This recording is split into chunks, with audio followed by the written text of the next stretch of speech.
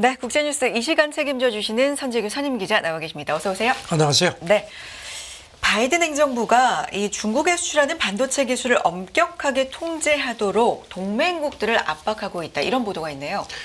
블룸버그 보도인데요. 네. 아시다시피 미국이 2022년 10월부터 이제 반도체 장비 수출 통제 시작을 하고 이제 계속 조여왔는데 이거 가지고는 안 되겠다 싶었던지 더 많은 국가 참여를 이끌어내고 그 포위망을 좀 더 촘촘히 하려는 그런 의도를 보인다는 겁니다. 그래서 네. 소식통 얘기는 네덜란드, 일본, 그다음에 독일 그리고 우리나라에 대해서 중국에 수출하는 반도체 기술을 더 엄격히 통제하도록 그렇게 압박을 하고 있다는 겁니다. 네. 특히 일본 기업들 뭐 구체적으로 좀 얘기가 나온 것 같은데요. 일본에 보면은 그 JSR이라고 그 반도체 제조의 핵심 소재가 이제 포토레지스트인데 네. 이거에서는 그 아주 선두 기업입니다. 근데 여기도 그렇고 그다음에 이제 네덜란드 여기는 아시죠? 노심 장비, 노광 장비 하는 ASML. 네. 여기에 대해서 특히 아주 강하게 압박을 하는 모양입니다. 그런데 지금 이쪽 그 두 나라 반응은 조금 냉랭하다는 겁니다. 왜냐하면 반도체 장비 수출 규제가 시행되기 전에 제공한 거에 대해서는 우리가 서비스도 하고 예비 부품도 주겠다. 그래가지고 미국이 좀 여기 대해서 불만을 많이 표시하는 모양입니다. 네. 미국은 또 독일, 한국에도 압박 요청을 좀 하고 있다는 것 같은데요. 그 블룸버그 보도를 네. 보면 그렇습니다. 그 국가 차원에서 중국에 대한 수출 통제에 참여하기를 원한다는 그런 입장이라는 겁니다. 네. 이 문제를 총괄하는 그 실무 책임자가 미국 상무부 산업안보 차관인데 그 우리나라를 비롯한 동맹들하고 새로운 다자 수출 통제 체제를 논의하고 있다고 얼마 전에 밝혔습니다. 네. 그리고 또 미국 반도체 산업협회도 한국, 일본, 대만 등도 이렇게 미국하고 비슷한 정도의 수준으로 중국의 그 수출 통제를 하도록 상무부에 계속 요청을 한다는 겁니다. 어쨌든 피부로 와닿는 건 우리나라의 이제 상황일 텐데 분석이 좀 어떻게 나오고 있습니까? 다만 이제 그 우리나라 같은 경우는 네. 반도체 장비 제조 수준은 네덜란드라든가 일본 정도로 높지 않아서 그 두 나라에 대한 압박보다는 조금 좀 강도가 높지 않다는 관측도 있고요. 네. 그래도 지금 뭐 계속 압박을 합니다. 그래서 지금 블룸버그 얘기를 보면은 그 지난달에도 우리나라에 대해서 다자 수출 통제 참여를 요청하고 나서 더 체계를 갖춘 대화를 했다는 겁니다. 저는 뭐 미국이 아주 집중적으로 중국을 압박합니다. 계속해서 직접적인 압박뿐만 아니라 이 동맹국들을 참여시키려는 뭐 그런 부분들도 상황들도 좀 이어져 가는 것 같네요. 상황 지켜보겠고요. 다음 얘기해 보겠습니다. 멕시코가 올해부터 이 미국산 유전자 변형 옥수수를 식용은 물론이고 사료용까지 전면 금지한 것을 두고 좀 양국이 기싸움을 하고 있다고 하는데 어떤 내용일까요? 지금 뭐 미국하고 아주 치열하게 기싸움을 하고 있습니다. 네. 지금 아시다시피 미국, 캐나다, 멕시코는 예전에 그 북미 자유무역협정 나프타를 이제 바꿔가지고 미국, 캐나다, 멕시코 무역협정으로 바꿨죠. 거기 이제 분쟁 배널이 있는데 여기 멕시코가 그 불만을 제출을 한 겁니다. 자기네가 미국이 멕시코에 수출해온 그 유전자 변형 GM 옥수수가 인체에 무해하다는 그런 증거를 제출해달라고 계속 요청을 하고 있는데 네. 안 준다. 그렇게 불만을 제시한 겁니다. 네. 지금 이게 뭐 바람 위험 등을 이유로 이슈가 좀 나온 게 1월부터인가요?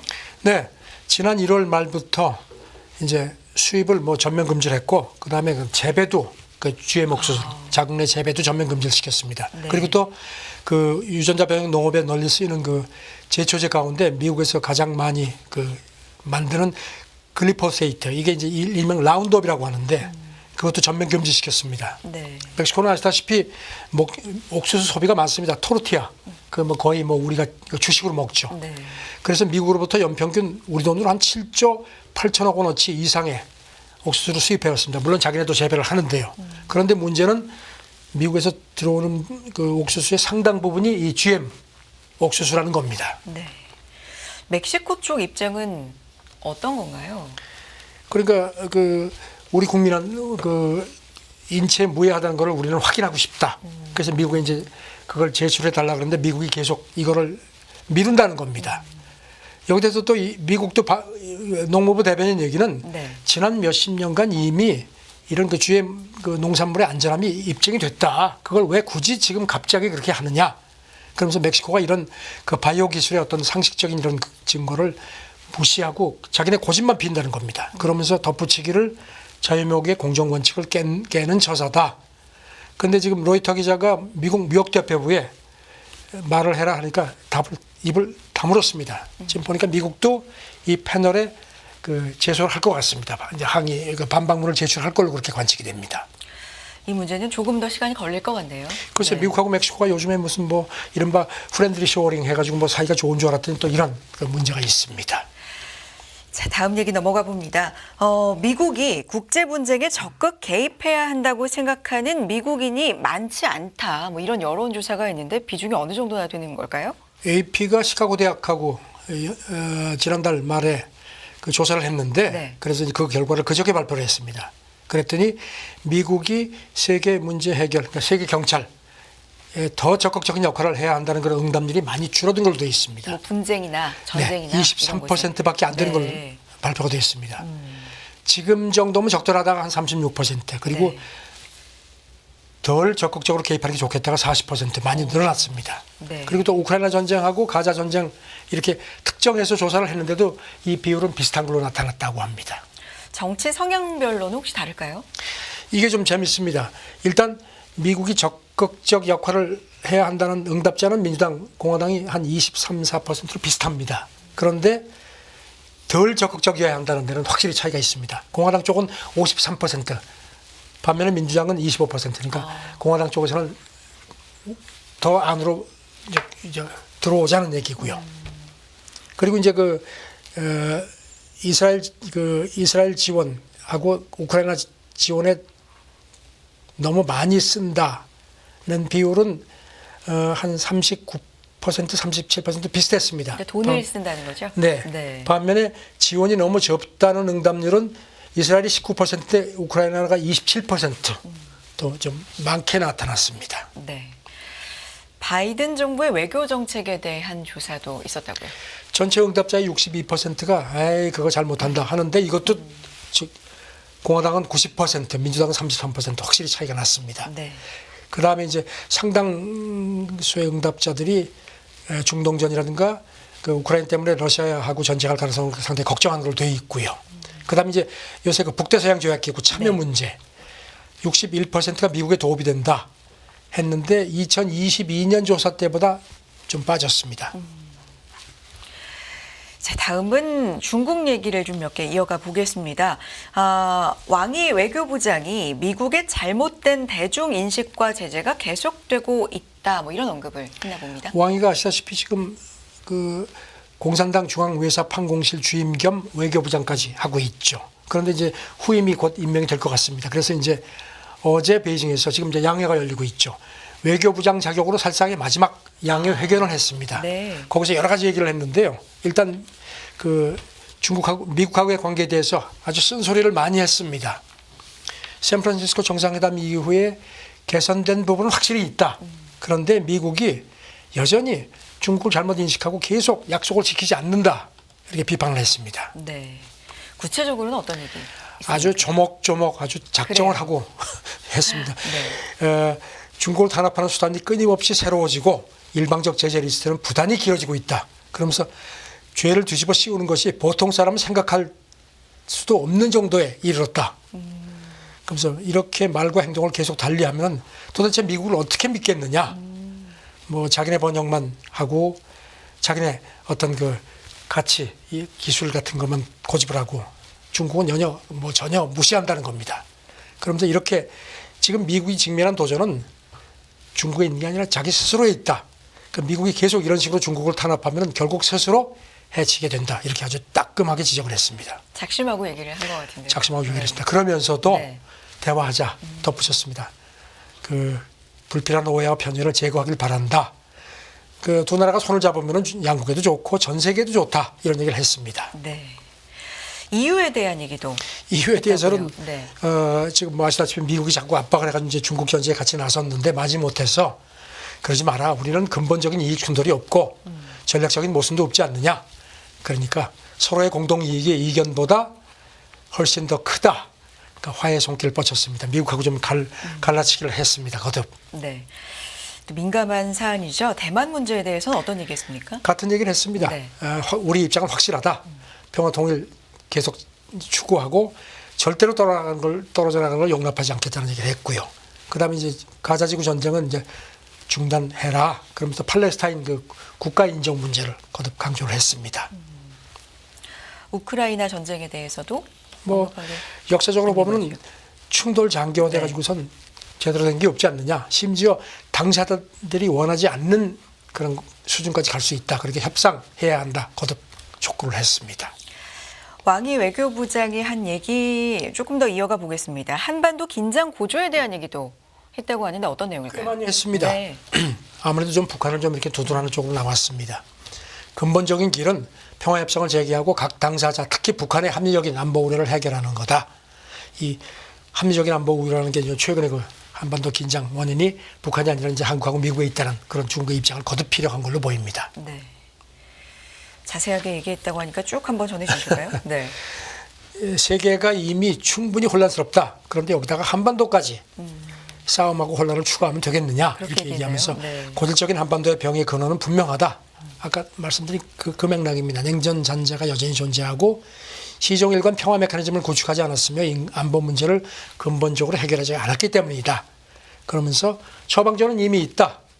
그러면서 자기네가 제시한 중국이 제시한 쌍궤병진, 이제 비핵화하고 북미 평화협정 동시에 추진, 그다음에 단계적 동시적 원칙이라고 거듭 상기시켰습니다. 네.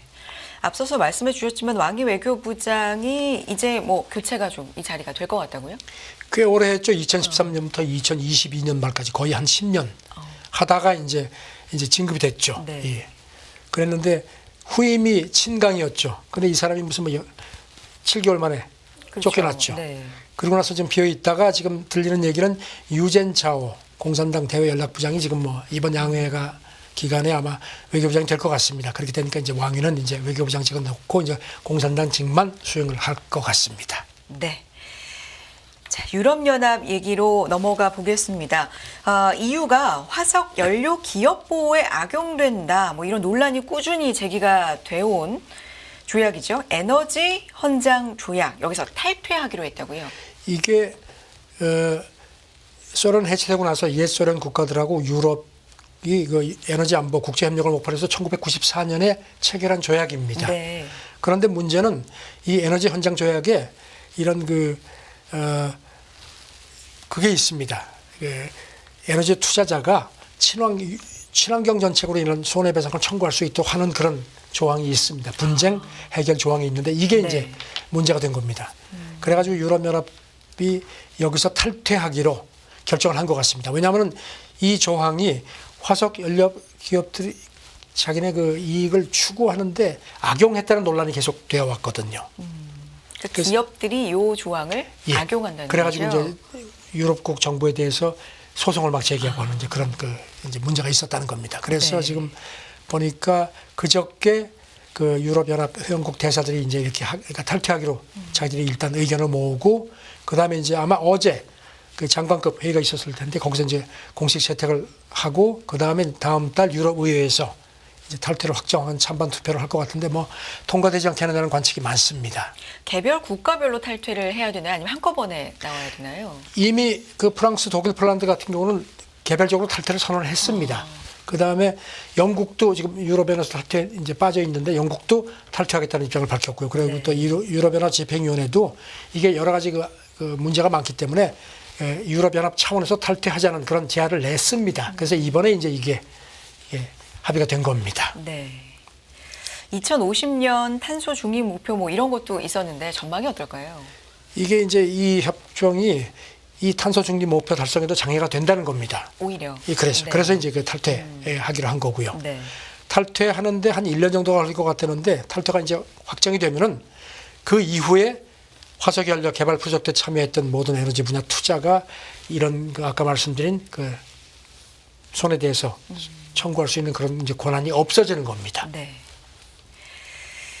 자, 다음도 이 가스 배출 기후 리스크 이야기인데요. 미국 내 상장 기업이 온실가스 배출 또 기후 리스크 이런 것들을 좀 공개하고 해결에도 적극적으로 나서야 된다. 이런 공식 규정이 마련됐다고. 이건 굉장히 좀 책임을 더 강화한 것 같은데요. 그렇죠. 네. 미국 그 증권거래위원회가 2022년 3월에 기후 리스크 관련해서 어떤 그런 걸 좀 더 그 통제를 강화하기 위해서 그런 입장을 취하고 이제 그 초안을 공개를 했습니다. 네. 그래가지고 그동안에 쭉 이걸 이제 각계 의견을 받아오고 해가지고 이제 손질을 해가지고 새 규정을 마련해서 그저께 증권거래위원회가 이거를 그 위원들 간에 표결에 붙여서 3대2 한 표 차로 승인을 했습니다. 그러니까 이만큼 반대가 많았다는 얘기입니다. 네. 새 규정의 구체적인 내용은 어떻게 될까요? 지금 보면은 그 기후 리스크 대응에 대한 어떤 그 상장자들의 네. 그 보고 의무라든가 준수 의무를 대폭 강화를 했습니다. 기업 전략에 관련해서 기후 리스크 같은 거라든가 이런 그 어떻게 완화할지 같은 것도 보고를 해야 되고 이사회의 감독 목표 같은 것도 공개토록 하고 그다음에 심지어는 홍수 같은 산불 같은 게 이런 게 천연 기후 위기발 그 자연재해와 관련된 기업의 어떤 문제 같은 것도 미리 사전에 체크를 해서 이것도 자기들이 할 만큼 그 보고를 하도록 그렇게 의무를 부과한 겁니다. 그러니까 관심을 기울일 수밖에 없도록 규정을 바꾼 거네요. 그렇죠. 기업이. 이제 앞으로는 네. 기업들도 비즈니스 하는데 기후 위기에서 자유로울 수 없다는 겁니다. 네. 그런데 이제 이게 워낙 그동안에 재계 쪽에서 반발이 많아서 일부 핵심 조항은 사실 빠졌습니다. 이게 뭔가 하면 이제 스코프 3라는 건데요. 이건 이제 뭔가 하면 이제 기업들이 공급망에서나 자기네 상품을 사용한 고객이 배출한 온실가스까지도 보고하도록 한 겁니다. 네. 그래서 이거는 이거는 기업이 직접 통제를 못하는 건데 이것까지 하는 건 너무하지 않느냐 하니까 이제 그 전체 새 규정을 통과시키기 위해서 이 부분은 빼버렸습니다. 그래가지고 여기에 대해서 지금 환경단체들은 사실 그 부분이 핵심인데 그 기업들이 그 뿜어내는 온실가스 약 70%가 이 스코프 3에 해당하는데 이걸 빼면은 이건 무슨 소용이 있느냐 이렇게 반발도 합니다. 어쨌든지 통과는 됐습니다. 네. 위원장은 어떤 얘기? 그래서 위원장도 그런 얘기를 합니다. 지난 2년간 초안이 나오고 나서 2만 4천 건이 넘는 여러 가지 의견을 나와서 그걸 우리가 다 조율을 했다. 이만큼 힘들었다. 그나마도 의미가 있는 거다. 그래서 지금 새 규정이 어떤 기후 리스크에 관련된 일관되고 신뢰할 수 있는 공시를 투자자들이 제공받을 수 있는 그런 발판을 마련한 거다. 그러니까 좀 이 정도로 만족해달라. 이렇게 요청을 합니다. 네. 일단 핵심은 빠졌다. 이런 불만도 있지만 이것도 굉장히 좀 그렇죠. 많은 발걸음이 온 거다. 이런 그렇습니다. 얘기죠. 네. 네. 소송이 있다고요. 가만히 있을 리가 없죠. 네. 지금 즉각 공화당 쪽에서 조지아, 엘라바마, 알래스카 같은 데는 이제 공화당이 이끄는 주인데 한 10개 주 즉각 소송을 제기를 했습니다. 그다음에 미국 재계에서도 소송을 지금 예고한 걸로 되어 있고요. 이게 이제 실행이 되면 2026 회계년도부터 이제 이걸 보고를 해야 됩니다. 다만 중소기업들은 시간을 좀 더 주기로 했습니다. 네. 다음 얘기 해보겠습니다. 러시아와 중국 약 10년 후에 달에 원자력 에너지 시설을 함께 설치하는 방안을 검토하고 있다. 이제 달까지 협력으로 가는 겁니다. 러시아하고 중국이 지금 여러 가지 협력하는데 네. 지금 그 러시아 연방우주공사 여기 사장이 그저께 이제 자기네 그 관영 매체하고 이제 회견을 했습니다.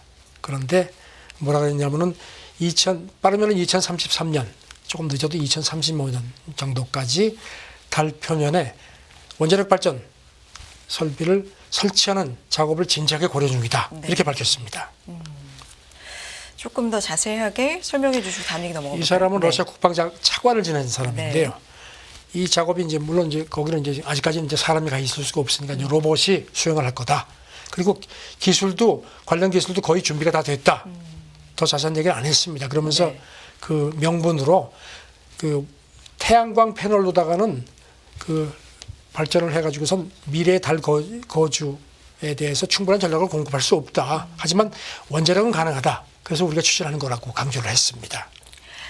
알겠습니다. 다음 얘기 마지막으로 해볼게요. 베네수엘라 얘기인데 자국 마지막 빙하사수의 안간힘을 쓰고 있다. 어떤 얘기일까요? 그 베네수엘라 안데스 산악 지역의 그 시에라네바다 국립공원에 그 훔볼트라는 빙하가 있는데요. 그게 지금 거의 다 지금 녹았습니다. 그러니까 이제 베네수엘라가 이거를 녹지 않게 하려고 덮어 씌우는 작업을 한다는 겁니다. 근데 이게 마지막 빙하입니까? 예, 지금 산악지대에 남아 있는 마지막 빙하라고 합니다. 이 해발 4,900m인데 네. 거기까지 이걸 헬리콥터까지 막 동원하고 가지고 옮겼다고 합니다. 특수 덮개인데 이렇게 되면 이제 태양광을 막으니까 이걸 이제 녹는 걸 방지하겠다는 얘기인데 그래도 과학계에서는 지금 뭐 이거 앞으로 한 몇 년 안에 녹을 수밖에 없다는 건데 지금 이제 이렇게 베네수엘라가 지금 이렇게 안간힘을 쓰는 이유가 잘못하면 자기네가 그 산악지대에 있는 빙하가 없는 최초의 국가가 될 수 있다는 그런 이제 경각심도 있고 네. 뭔가 좀 이렇게 환경 보호에 좀 노력한다는 그런 것도 국제사회에 좀 보여주는 모양입니다. 근데 이게 지금 뭐 그 환경단체들도 불만이 많습니다. 잘못하면 이게 어떤 환경 오염도 될 수 있다는 거고요. 오히려. 네. 그런 얘기가 나오는데 지금 뭐 이 정도로 지금 덮개를 씌워서 그 빙하가 녹는 걸 막는다. 참 네. 기후 위기가 얼마나 심각한지 다시 한번 그러게요. 깨닫게 됩니다. 네. 이렇게 안간힘을 쓰고 있지만 좀 회의적인 시각도 있습니다만 어쨌든 사수하기 위해서 여러 가지 좀 노력들을 하고 있는 것 같습니다. 베네수엘라 얘기를 끝으로 오늘 워싱턴이 여기까지 듣겠습니다. 선재규 선임 기자 함께했습니다. 고맙습니다. 네, 감사합니다.